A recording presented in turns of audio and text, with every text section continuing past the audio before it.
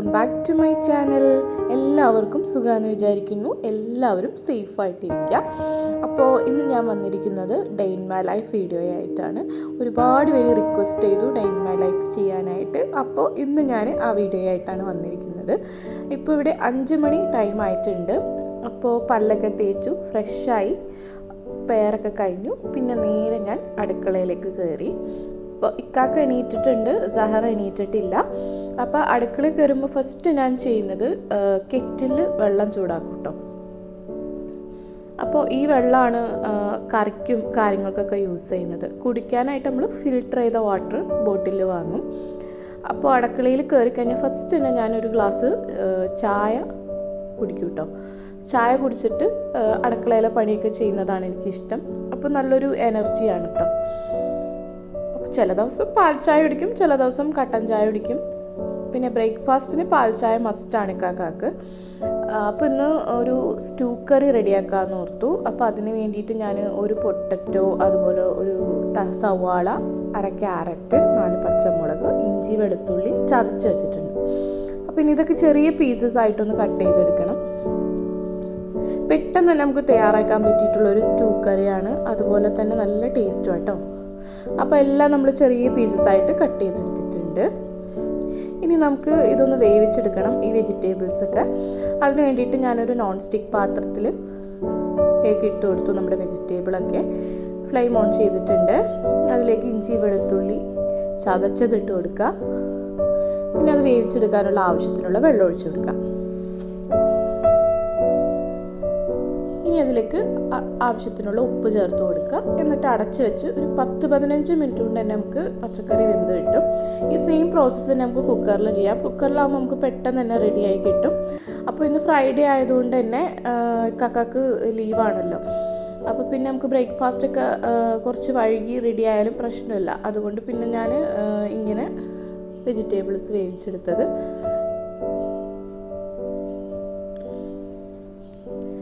അപ്പോൾ നമ്മുടെ വെജിറ്റബിളൊക്കെ നന്നായിട്ട് വെന്തിട്ടുണ്ട്. ഇനി നമുക്കിതിലേക്ക് 1.5 ടീസ്പൂൺ കുരുമുളക് പൊടി ചേർത്ത് കൊടുക്കുക. 1/4 ടീസ്പൂൺ ഗരം മസാല ചേർത്ത് കൊടുക്കുക.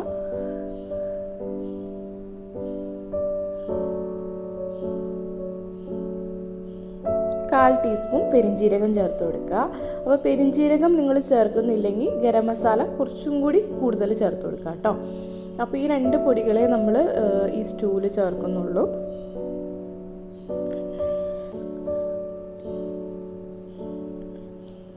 പൊടികളുടെ പച്ചമണം മാറുന്നവരൊന്ന് വഴറ്റുക. ഇനി അതിലേക്ക് തേങ്ങാപ്പാൽ ചേർത്ത് കൊടുക്കുക.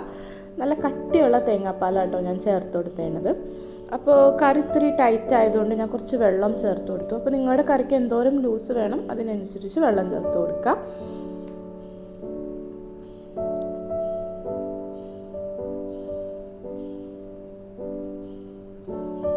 ഇനി നമുക്ക് ഇതിലേക്ക് കടുക് വറുത്ത് ചേർക്കാം. അപ്പോൾ അതിന് വേണ്ടിയിട്ടൊരു പാനിൽ ഞാൻ കുറച്ച് വെളിച്ചെണ്ണ ഒഴിച്ചു കൊടുത്തിട്ടുണ്ട്. അതിലേക്ക് 1 ടീസ്പൂൺ കടുക് ഇട്ട് കൊടുക്കുക. കടുക് പൊട്ടി വരുമ്പോൾ അതിലേക്ക് കറിവേപ്പില ഇട്ട് കൊടുക്കുക.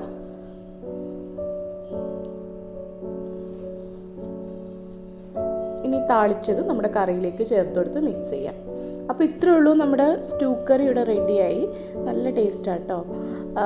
പിന്നെ ഞാൻ ഇതിലേക്ക് മുട്ട പുഴുങ്ങിയത് ചേർക്കുന്നുണ്ട്. ഇക്കാക്കാക്ക് മുട്ട പുഴുങ്ങിയത് ചേർക്കുന്നത് ഭയങ്കര ഇഷ്ടമാണ് സ്റ്റൂ കറിയിൽ. അതുകൊണ്ട് പിന്നെ ഞാൻ 3 മുട്ട പുഴുങ്ങി ചേർത്തിട്ടുണ്ട്.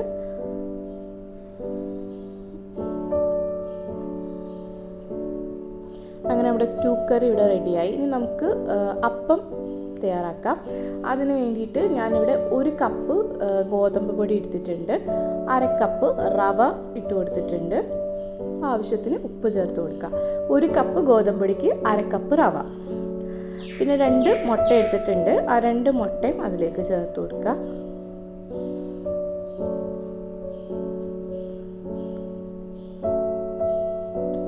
ഒരു ടീസ്പൂൺ നെയ്യ് ചേർത്ത് കൊടുക്കുക.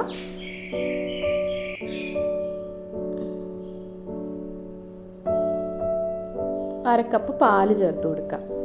എന്നിട്ട് ഇതൊരു വിസ്കോ സ്പൂണോ എന്തെങ്കിലും വെച്ചിട്ട് നന്നായിട്ടൊന്ന് മിക്സ് ചെയ്തെടുക്കുക. വിസ്ക് തന്നെ യൂസ് ചെയ്യുന്നതാട്ടോ നല്ലത്. അപ്പോൾ നന്നായിട്ട് കട്ടിയൊന്നും ഇല്ലാണ്ട് നമുക്ക് മിക്സ് ചെയ്തെടുക്കാൻ പറ്റും. നമുക്കിതൊരു ലൂസ് ബാറ്റർ ആക്കണമല്ലോ. അപ്പത്തിൻ്റെ ഒരു അപ്പം ഉണ്ടാക്കാനാവുമ്പോൾ ഒരു ലൂസ് കൺസിസ്റ്റൻസി ആയാലോ നല്ലത്. അപ്പോൾ നമ്മൾ ബാക്കി വെള്ളം ചേർത്ത് ലൂസാക്കി എടുക്കാം. അപ്പം ഇനി നമുക്ക് അപ്പം ചുട്ടെടുക്കാം. പാനിൽ കുറച്ച് ഓയിൽ പറ്റിയിട്ട് നമുക്കൊന്ന് ചുട്ടെടുക്കാം.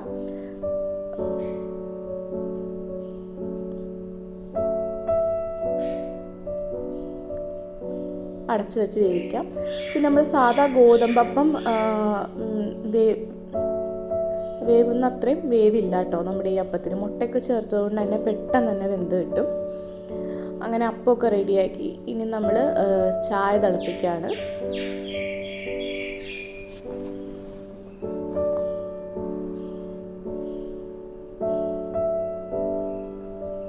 ബ്രേക്ക്ഫാസ്റ്റിന് പാൽ ചായ മസ്റ്റാണ്. അപ്പോൾ അതെന്തായാലും ഉണ്ടാക്കും കേട്ടോ.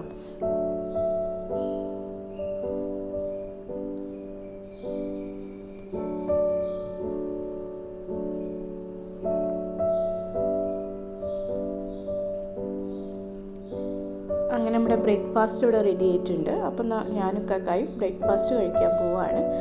സഹറ എണീറ്റിട്ടില്ല. സഹറ ഉറങ്ങാണ്. സഹറ എണീക്കുമ്പോൾ ഒരു 8:30-9 മണി ആ ഒരു ടൈമൊക്കെ ആവും കേട്ടോ.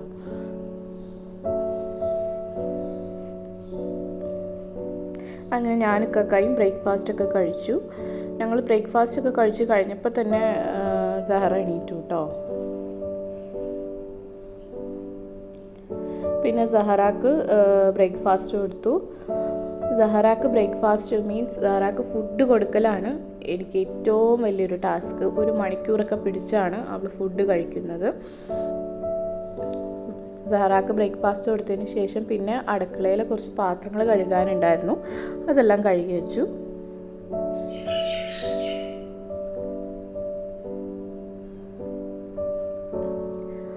അടുക്കള ഒന്ന് തുടച്ച് ക്ലീൻ ചെയ്തു.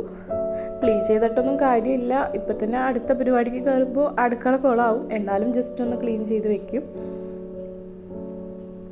അതൊക്കെ കഴിഞ്ഞ് കഴിഞ്ഞപ്പോൾ എൻ്റെ ഇൻഡോർ പ്ലാന്റ്സിനൊക്കെ കുറച്ച് വെള്ളം സ്പ്രേ ചെയ്ത് കൊടുക്കും. ഞാൻ 2 നേരം ഇപ്പോൾ വെള്ളം സ്പ്രേ ചെയ്ത് കൊടുക്കാറുണ്ട്.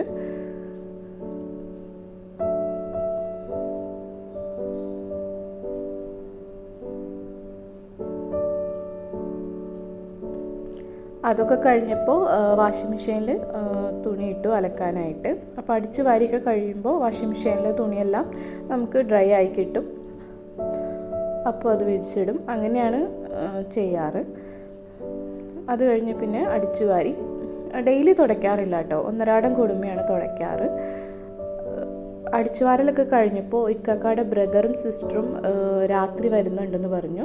അപ്പോൾ കുട്ടികളൊക്കെ ഉണ്ടല്ലോ, അപ്പോൾ പിള്ളേർക്ക് വേണ്ടിയിട്ട് ഞാനൊരു പുഡിങ് റെഡിയാക്കാമെന്ന് ഓർത്തു. അപ്പോൾ മാങ്ങ ഇരിപ്പുണ്ടായിരുന്നു. അപ്പോൾ മാങ്ങ വെച്ചിട്ടൊരു പുഡിങ് റെഡിയാക്കി വെക്കുവാണെങ്കിൽ രാത്രി ആകുമ്പോഴേക്കാളും അത് സെറ്റായി ഇരിക്കുമല്ലോ. അപ്പോൾ കഴിക്കാമല്ലോ ആ സമയത്ത്. അപ്പോൾ ഞാൻ ചെറിയ ചെറിയ പീസസായിട്ട് മാങ്ങ കട്ട് ചെയ്തെടുക്കുകയാണ്. അപ്പോൾ 2 രീതിയിൽ കട്ട് ചെയ്യുന്നുണ്ട്. ചെറിയ പീസസായിട്ടും പിന്നെ കുറച്ച് വലിയ പീസസായിട്ടും. ആ വലിയ പീസസ് നമുക്ക് പ്യൂരി ആയിട്ട് റെഡിയാക്കി എടുക്കാനാണ്. അപ്പോൾ ചെറിയ പീസസായിട്ട് കട്ട് ചെയ്ത് വെച്ചിരുന്നത് നമുക്ക് മാറ്റി വയ്ക്കാം. അപ്പോൾ ഈ വലിയ പീസസായിട്ട് കട്ട് ചെയ്തിരുന്നത് ഒരു മിക്സിയുടെ ജാറിലേക്ക് ഇട്ട് കൊടുക്കുക. അപ്പം മധുരത്തിനായിട്ട് ഞാൻ കണ്ടൻസ് മിൽക്ക് ആട്ടോ ചേർത്ത് കൊടുക്കുന്നത്. ഒരു 4 ടേബിൾ സ്പൂൺ കണ്ടൻസ് മിൽക്ക് ചേർത്ത് കൊടുത്തിട്ട് നന്നായിട്ടൊന്ന് മാങ്ങ അരച്ചെടുക്കാം. അപ്പോൾ ഈ കണ്ടൻസ് മിൽക്കിന് പകരം നിങ്ങൾക്ക് പഞ്ചസാര ചേർക്കാം. പക്ഷേ ഈ ഒരു ടേസ്റ്റ് കിട്ടില്ല കേട്ടോ. അങ്ങനെ നമ്മൾ മാങ്ങ പ്യൂരി റെഡി ആയിട്ടുണ്ട്. ഇനി അത് നമുക്കൊരു ബൗളിലേക്ക് മാറ്റാം.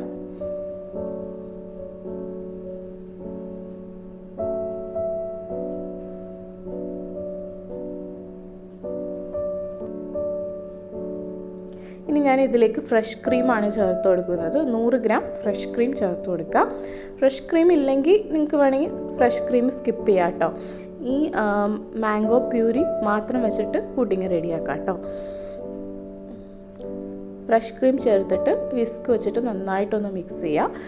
ഫ്രഷ് ക്രീം ചേർത്തപ്പോൾ മധുരം ഒന്ന് കുറഞ്ഞു. അപ്പോൾ ഞാൻ കുറച്ചും കൂടി കണ്ടൻസ് മിൽക്ക് ചേർത്ത് കൊടുത്തു. അപ്പോൾ നിങ്ങളുടെ മധുരത്തിനനുസരിച്ച് കണ്ടൻസ് മിൽക്ക് ചേർത്ത് കൊടുക്കുക.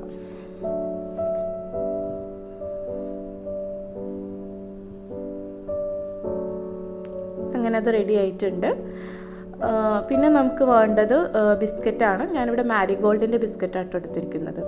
ഡൈജസ്റ്റീവിൻ്റെ ബിസ്ക്കറ്റ് കൊടുക്കാം കേട്ടോ, നല്ലതാട്ടോ.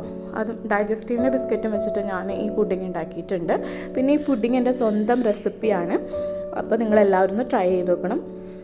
അപ്പോൾ ഈ ബിസ്ക്കറ്റ് ഒന്ന് നമുക്ക് കുതിർക്കാനായിട്ട് ഞാൻ കുറച്ച് പാലെടുത്തിട്ടുണ്ട്. അപ്പോൾ ഇങ്ങനത്തെ ഒരു ഗ്ലാസ് ട്രേയിലാണ് ഞാൻ പുഡിങ് സെറ്റ് ചെയ്യണത്. അതിലേക്ക് നമ്മുടെ ഈ ബിസ്ക്കറ്റ് പാലിൽ ഡിപ്പ് ചെയ്തിട്ട് വച്ച് കൊടുക്കുക.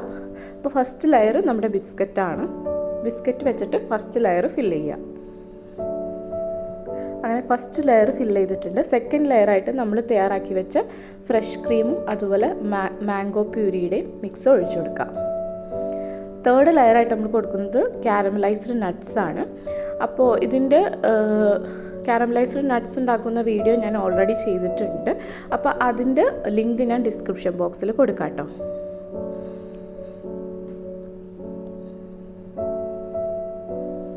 പെട്ടെന്ന് തന്നെ നമുക്ക് തയ്യാറാക്കിയെടുക്കാം കാരമലൈസ്ഡ് നട്ട്സും. അപ്പോൾ നമുക്ക് ഇതിപ്പോൾ എനിക്ക് കേക്കിന് വേണ്ടിയിട്ട് ഞാൻ തയ്യാറാക്കിയതാണ്. അപ്പോൾ അത് ബാക്കി വന്നപ്പോൾ ഞാൻ എടുത്തു വെച്ചതാണ്, അതാണ് ഞാൻ യൂസ് ചെയ്യുന്നത്.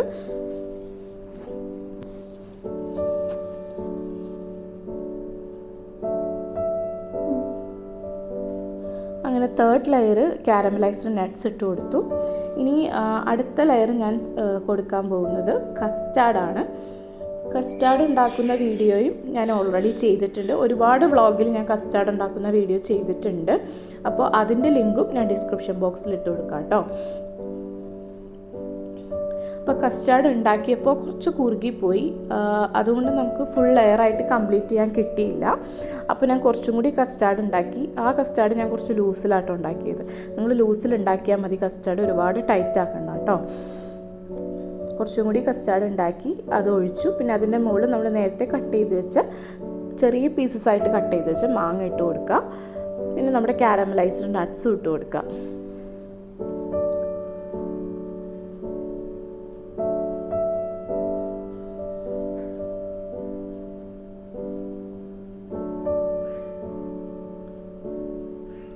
അപ്പോൾ നമ്മുടെ പുഡിംഗ് ഇവിടെ റെഡി ആയിട്ടുണ്ട്. ഇനി തണുപ്പിച്ചിട്ട് നമുക്ക് കഴിക്കാം. അപ്പോൾ നല്ല പഴുത്ത മാങ്ങയൊക്കെ കിട്ടുമ്പോൾ ഈ പുഡിംഗ് നിങ്ങളൊന്ന് ട്രൈ ചെയ്ത് നോക്കണം. എല്ലാവരും കഴിച്ചിട്ട് നല്ല അഭിപ്രായം കേട്ടോ പറഞ്ഞത്. നല്ല ടേസ്റ്റ് ഉണ്ടെന്നാണ് എല്ലാവരും പറഞ്ഞത്. അപ്പോൾ തീർച്ചയായിട്ടും നിങ്ങൾ ഈ പുഡിംഗ് ഒന്ന് ട്രൈ ചെയ്ത് നോക്കാം.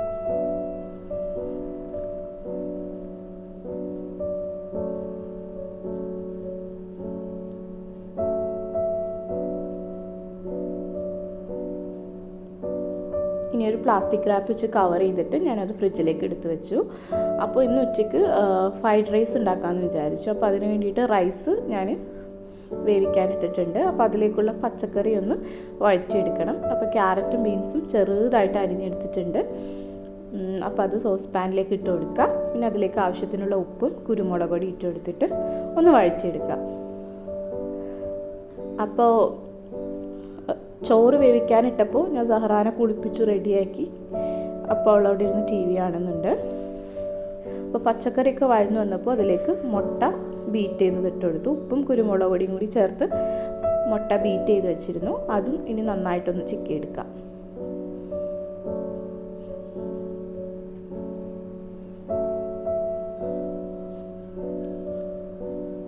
അപ്പോൾ മുട്ട ചിക്കിയതും അതുപോലെ വെജിറ്റബിളൊക്കെ റെഡി ആയിട്ടുണ്ട്. അപ്പോൾ നമ്മുടെ ഫ്രൈഡ് റൈസിൻ്റെ റൈസ് 3/4 ഭാഗം വെന്താൽ മതി, ഫുൾ കുക്ക്ഡ് ആവണ്ട കേട്ടോ.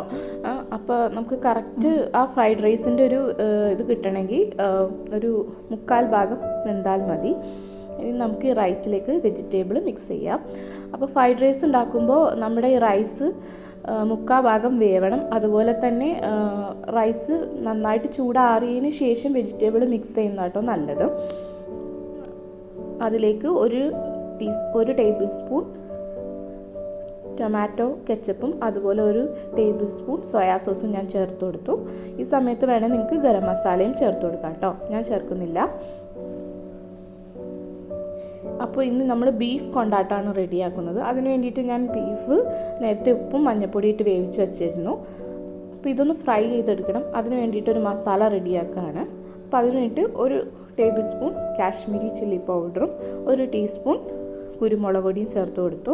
പിന്നെ അതിലേക്ക് ആവശ്യത്തിന് ഉപ്പ് ചേർത്ത് കൊടുക്കുക. ഈ ബീഫ് കൊണ്ടാട്ടം നിങ്ങളൊന്ന് ട്രൈ ചെയ്ത് നോക്കണം കേട്ടോ, നല്ല ടേസ്റ്റാണ്.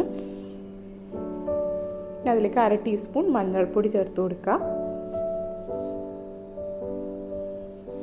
1 ടീസ്പൂൺ മല്ലിപ്പൊടി ചേർത്ത് കൊടുക്കുക,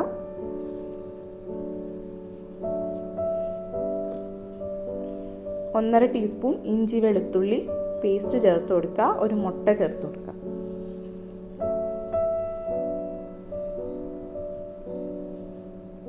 പിന്നെ അതിലേക്ക് ഒരു ടീസ്പൂൺ കോൺഫ്ലവർ ചേർത്ത് കൊടുക്കുക, അതുപോലെ തന്നെ 1 ടീസ്പൂൺ മൈദയും ചേർത്ത് കൊടുക്കുക. രണ്ടും ചേർക്കണം കേട്ടോ.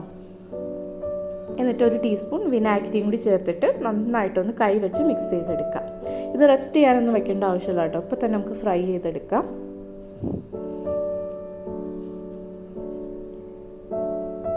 അപ്പോൾ സൺഫ്ലവർ ഓയിലാണ് നമ്മൾ നോൺ സ്റ്റിക്ക് പാത്രത്തിലേക്ക് ഒഴിച്ചെടുത്തേണ്ടത്. ചൂടായി വരുമ്പോൾ അതിലേക്ക് നമ്മുടെ ഈ ബീഫ് ഇട്ട് കൊടുക്കുക. നമുക്ക് മീഡിയം ഫ്ലെയിമിലിട്ട് തന്നെ ഫ്രൈ ചെയ്തെടുത്താൽ മതി കേട്ടോ. ലോ ഫ്ലെയിമിലിട്ട് ഫ്രൈ ചെയ്യേണ്ട ആവശ്യമില്ല, കാരണം നമ്മൾ ബീഫ് ഓൾറെഡി വേവിച്ചതാണ്. അപ്പോൾ ജസ്റ്റ് ഒന്ന് ആ കോട്ടിങ് ഒന്ന് ഫ്രൈ ആയി വന്നാൽ മതി.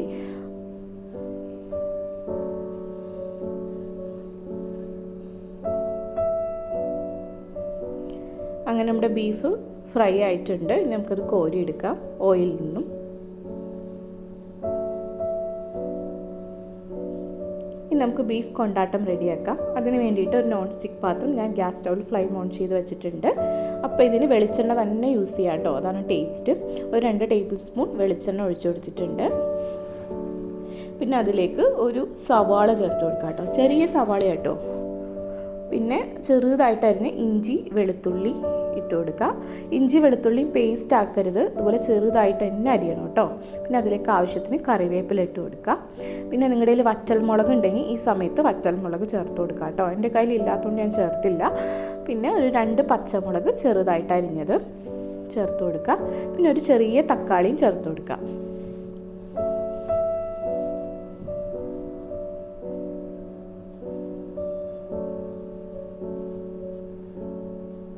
ഇനി എല്ലാം ഒന്ന് ജസ്റ്റ് വഴന്ന് വന്നു കഴിയുമ്പോൾ പൊടികൾ ചേർത്ത് കൊടുക്കാം. ഒരു 1/2 ടീസ്പൂൺ മഞ്ഞൾപ്പൊടി ചേർത്ത് കൊടുക്കുക, 1 ടേബിൾ സ്പൂൺ മുളക് പൊടി ചേർത്ത് കൊടുക്കുക.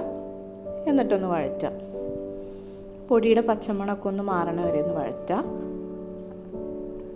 ഇനി നമുക്കിതിലേക്ക് സോസുകൾ ചേർത്ത് കൊടുക്കാം. ഞാനിവിടെ 1 ടേബിൾ സ്പൂൺ ടൊമാറ്റോ സോസ് ചേർത്ത് കൊടുത്തു, അതുപോലെ തന്നെ 1 ടേബിൾ സ്പൂൺ സോയാ സോസും ചേർത്ത് കൊടുത്തു. ഇനി നമുക്കിതിലേക്ക് ഫ്രൈ ചെയ്ത് വെച്ചിട്ട് ബീഫ് ചേർത്ത് കൊടുക്കാം. എന്നിട്ട് നന്നായിട്ടൊന്ന് മിക്സ് ചെയ്യാം.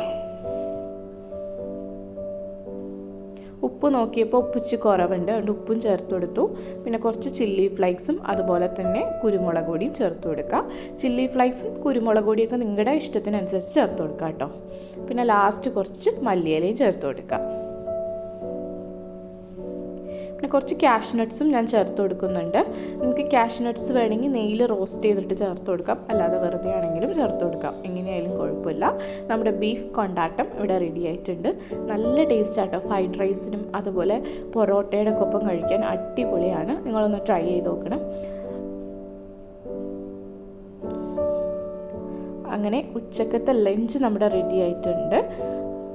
ഫ്രൈഡ് റൈസും ബീഫ് കൊണ്ടാട്ടവും ആയിരുന്നു. അങ്ങനെ ഉച്ചക്കത്തെ ലഞ്ചൊക്കെ നമ്മൾ കഴിച്ചു. ഈ ബീഫിന് പകരം ചിക്കനും ചെയ്യാം കേട്ടോ, സെയിം ടേസ്റ്റ്, നല്ല ടേസ്റ്റാണ്.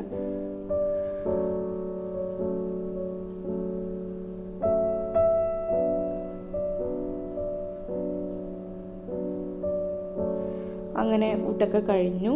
പിന്നെ ഞങ്ങൾ കുറച്ച് നേരം കിടന്ന് ഉറങ്ങി.